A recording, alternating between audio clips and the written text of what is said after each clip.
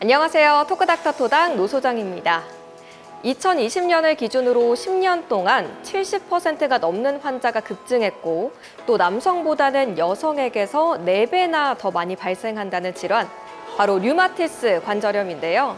심할 경우 관절의 손상과 변형까지 올 수 있어서 적극적인 치료와 올바른 대처가 필요합니다.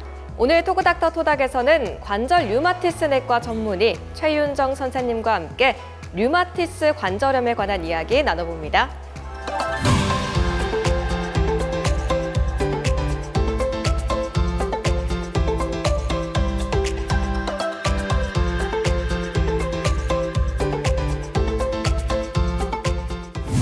네, 선생님 안녕하세요.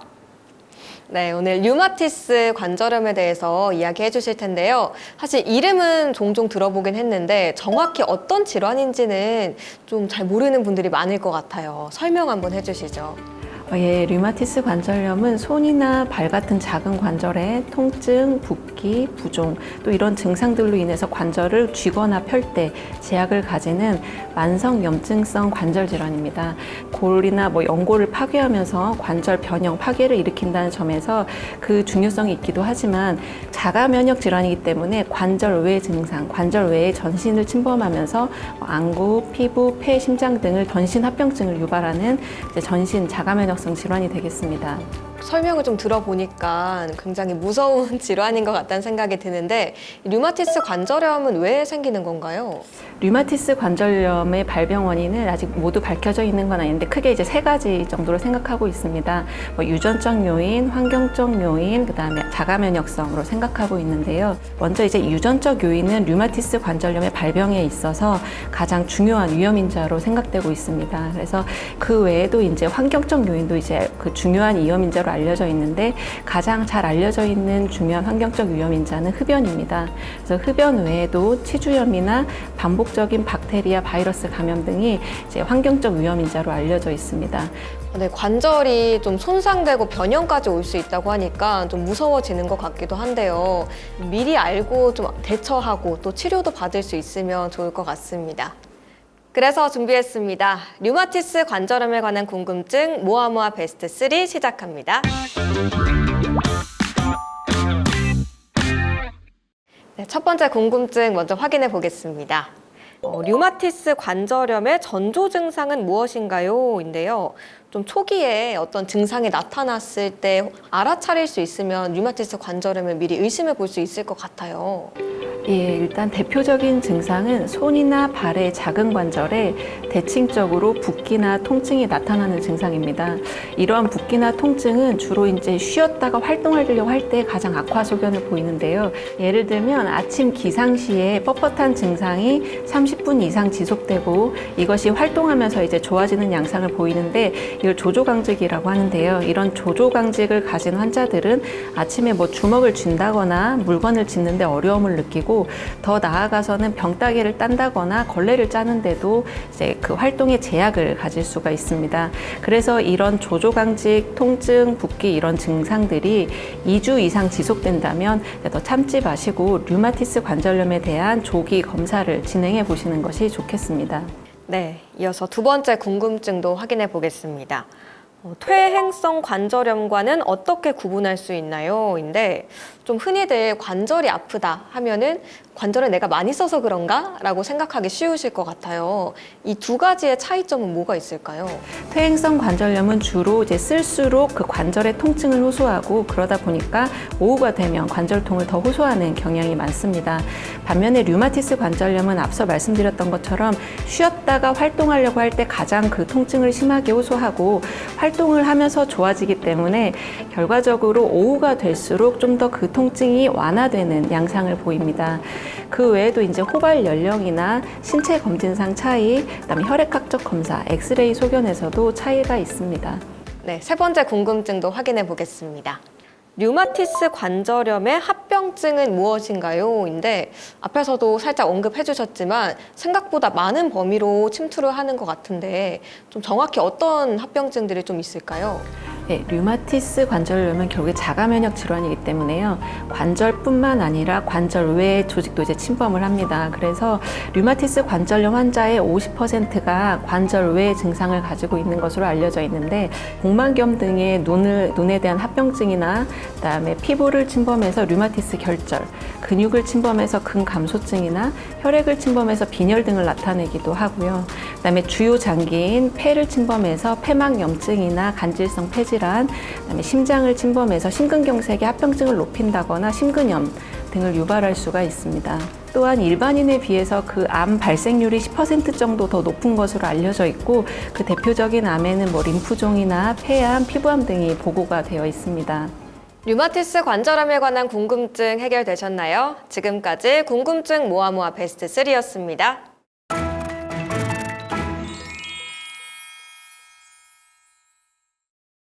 네, 류마티스 관절염 진단을 받으면 치료를 바로 시작을 해야 될 것 같은데, 치료 과정은 좀 어떻게 진행되나요? 먼저 진단을 받으면 빠르게 항류마티스 제제를 시작하는 것이 중요하다고 말씀을 드리고 싶습니다. 류마티스 관절염은 발병 이후에 1, 2년 사이에 관절의 파괴가 급속히 진행이 되기 때문에요. 조기 치료를 충분히 받은 환자들은 관절 파괴 등의 합병증을 최소화할 수 있습니다. 민간요법 등으로 그 치료 시기를 놓치시는 분들을 보면 이제 굉장히 안타까울 때가 있습니다. 류마티스 관절염의 치료는 이게 자가 면역 질환이기 때문에 결국 약물 치료가 기본입니다. 최근에는 이제 생물학적 제제가 많이 개발이 되어서 그 환자분들에게 이제 치료 옵션이 더 넓어졌기 때문에 이게 만성의 질환이고 낫지 않는 질환이라고 해서 치료를 포기하시는 일은 없으셨으면 좋겠습니다.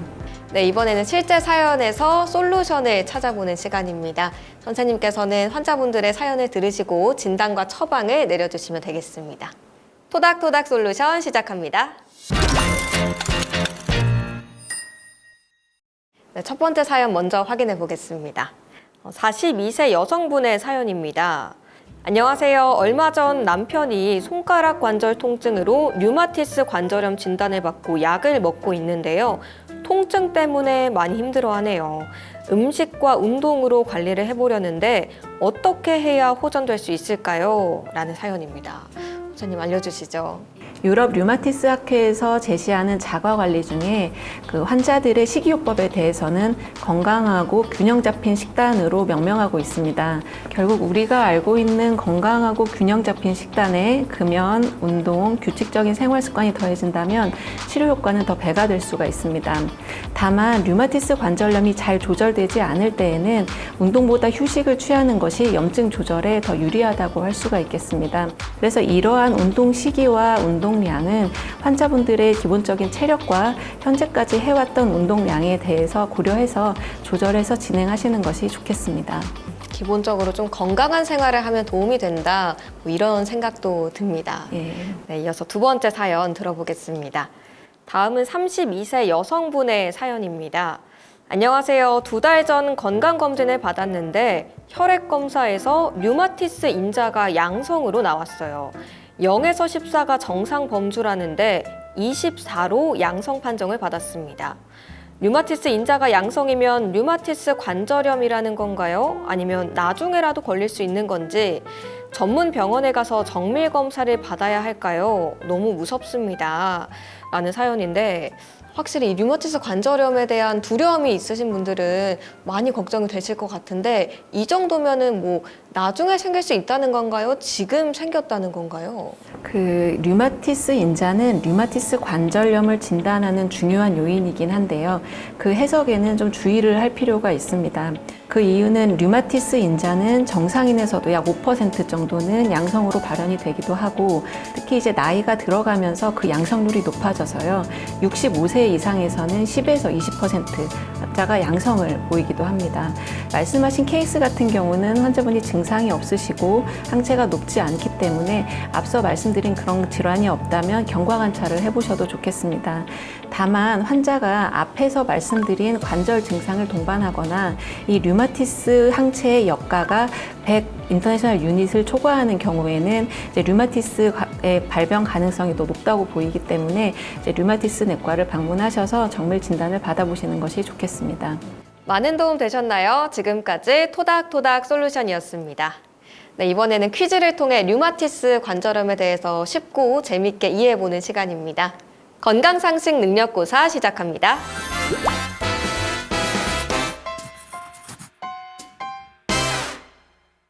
네, 선생님 첫 번째 문제 주시죠.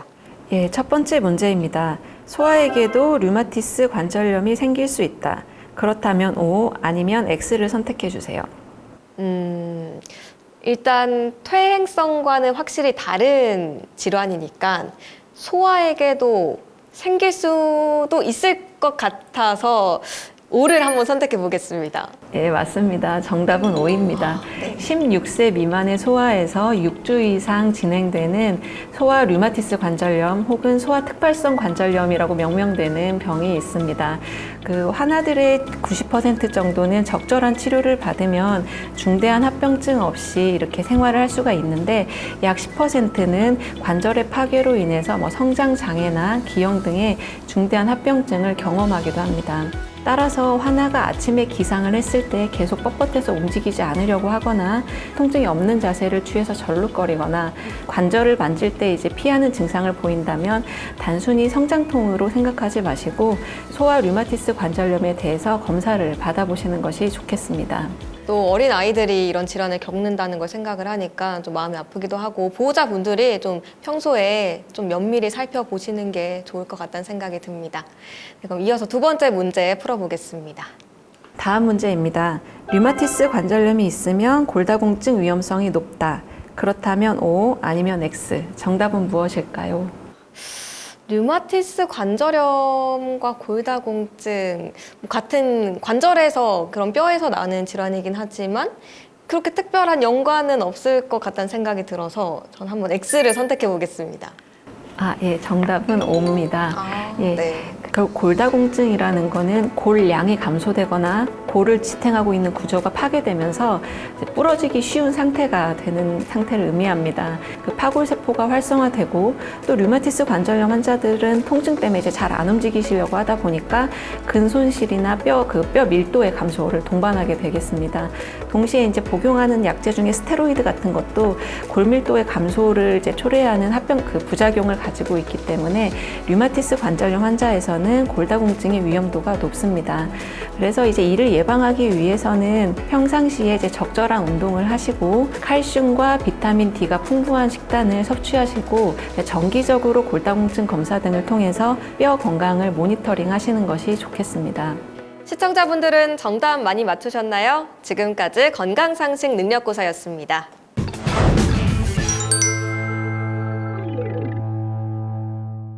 네, 선생님 마지막으로 류마티스 관절염에 관해서 좀 당부하실 말씀이 있으실까요?